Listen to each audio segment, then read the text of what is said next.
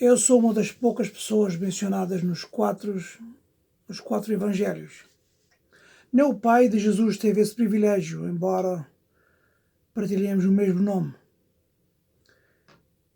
Eu sou José de Arimateia e tenho a invulgar distinção de ser o personagem bíblico menor de quem você sabe mais do que quase todas as outras pessoas nos evangelhos, além do próprio Jesus.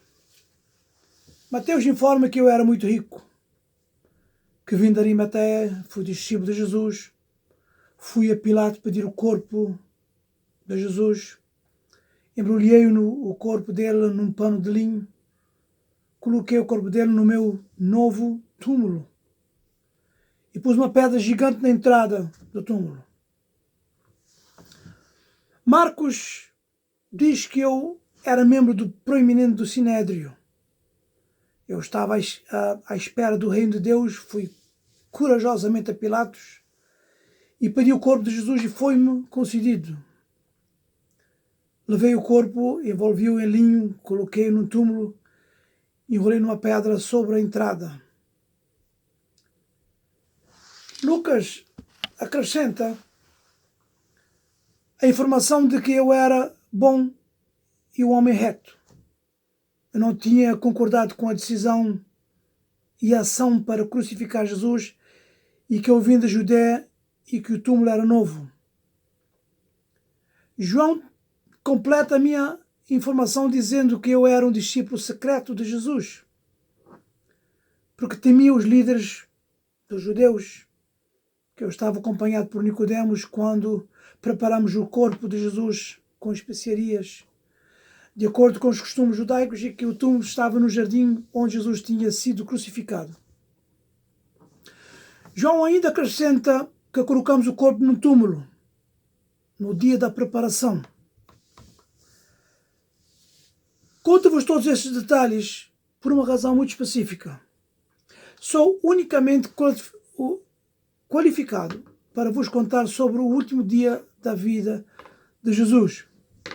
Quando ouvir a minha história, também vão adivinhar onde os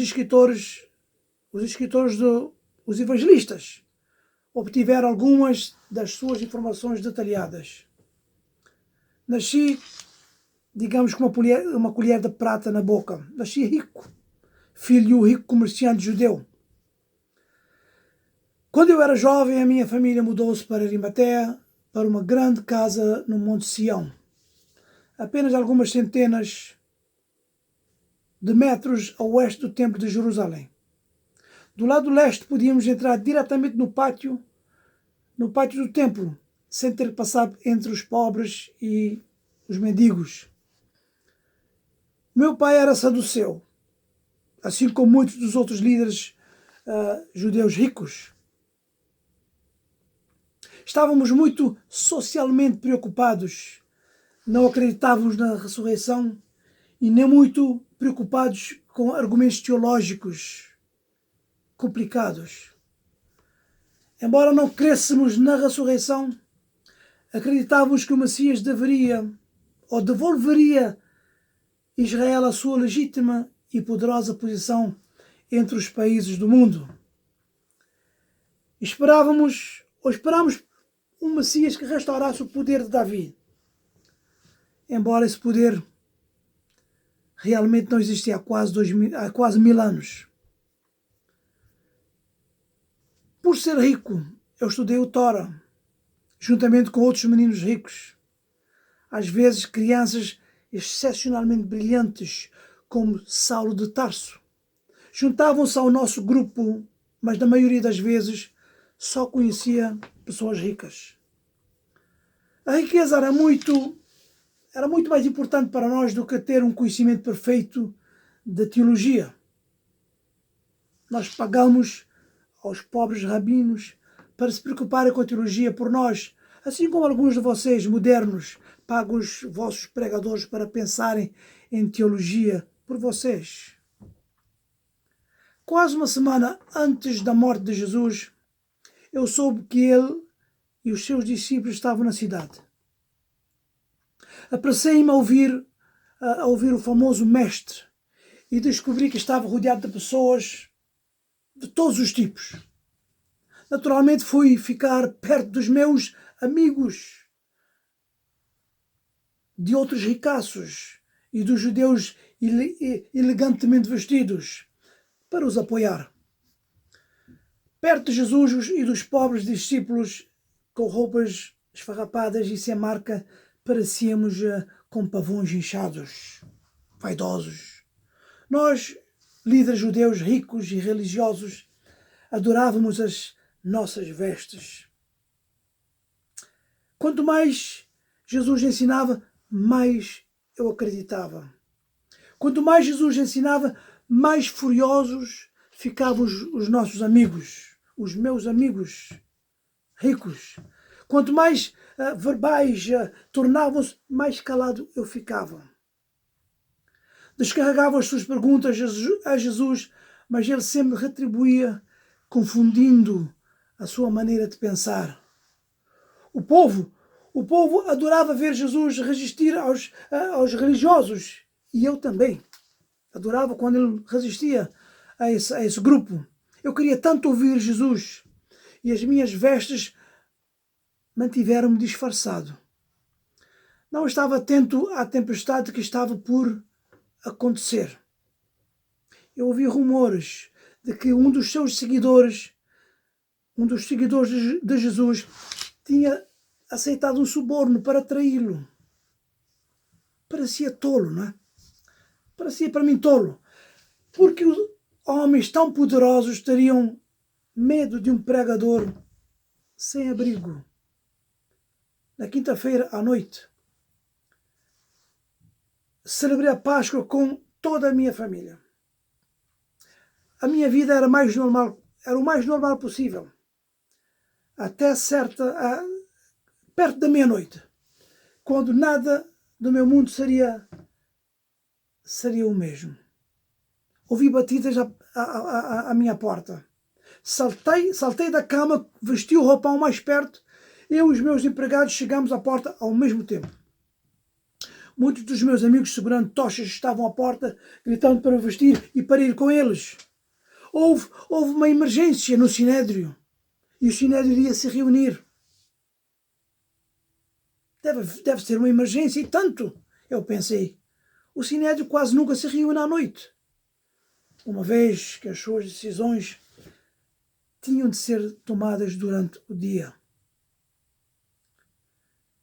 Entramos no Sinédrio e logo compreendi a razão da balbúrdia. Estavam com medo de Jesus. Estavam com medo de Jesus. Eu queria matá-lo porque tinham medo dele. Nada ia parar aquela multidão sanguinária. Mas não tinha autoridade para matá-lo. Foi com esse conhecimento e ideia com que eu me consolei.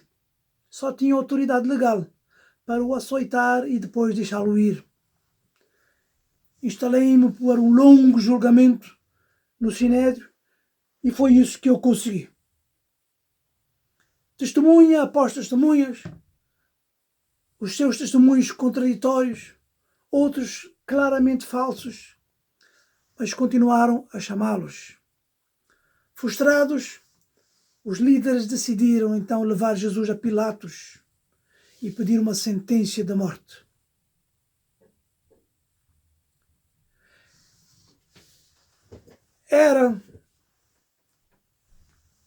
Quase todos na sala votaram contra mim.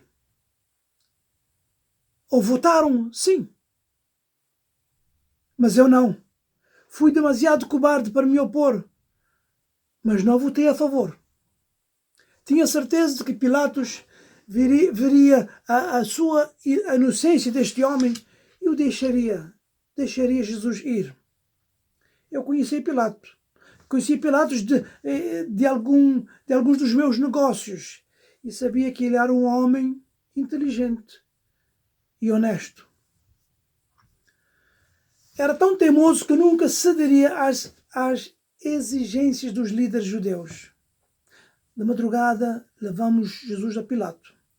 E os nossos líderes pediram para Pilatos o crucificasse. Ele tinha autoridade para mandar matar Jesus, mas eles não. Pilatos era conhecido por crucificar pessoas por menos razão do que apaziguar os judeus. Mas menos assim era um homem honrado. Jesus foi julgado por Pilatos e eu ouvi de Pilatos as palavras preciosas: não encontro culpa neste homem. Não vejo nada de culpa neste homem. O caso devia acabar por ali.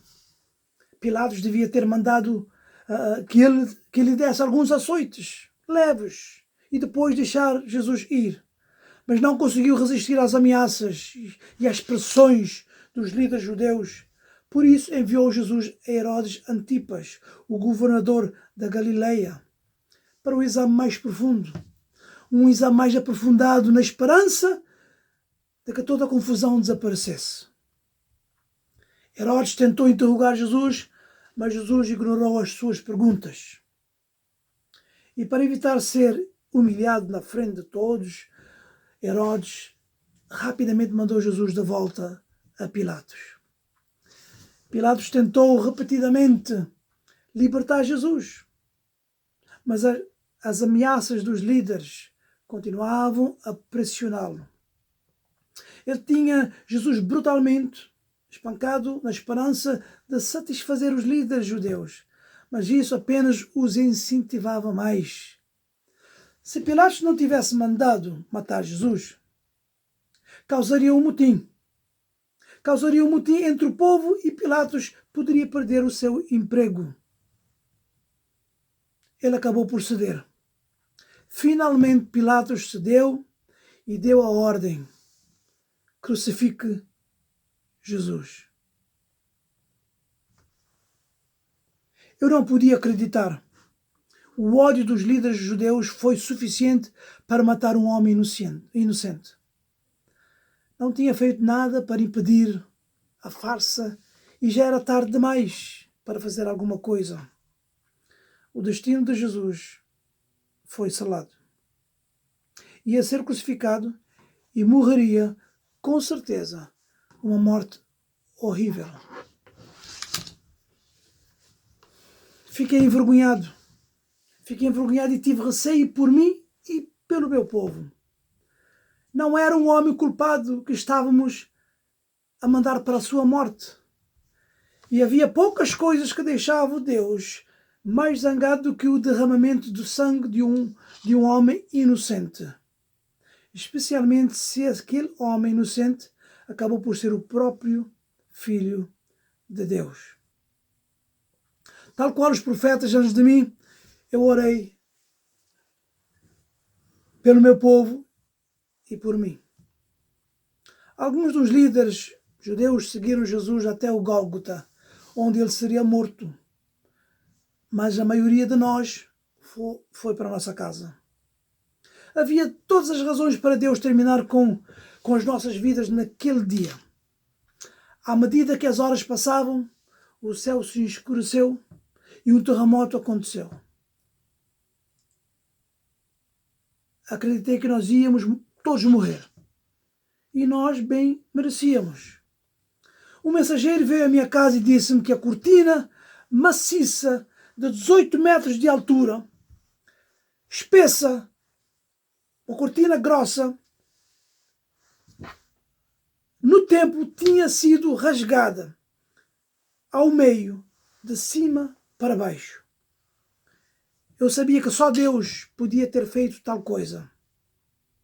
Deus tinha abandonado o seu templo e nunca mais voltaria. Eu não aguentava mais. Saí às pressas da casa, seguindo por alguns dos meus servos mais dedicados. Em menos de 15 minutos, cheguei a uma cena horrível. 3 homens pendurados na cruz. 3 homens pendurados em cruzes. Normalmente eram colocados ao lado da estrada, de uma estrada qualquer, uma estrada principal, onde as pessoas podiam vê-los, olhos nos olhos. zombar deles e também serem lembrados do poder absoluto de Roma. Jesus era quase irreconhecível, mas era ele que estava bem no meio, na cruz central. Acima da sua cabeça estava o sinal sarcástico de Pilatos. Este é Jesus, Rei dos Judeus. Havia um pequeno grupo de mulheres perto olhando para Jesus. Mas ao contrário das mulheres judias, elas estavam a orar em vez de chorar.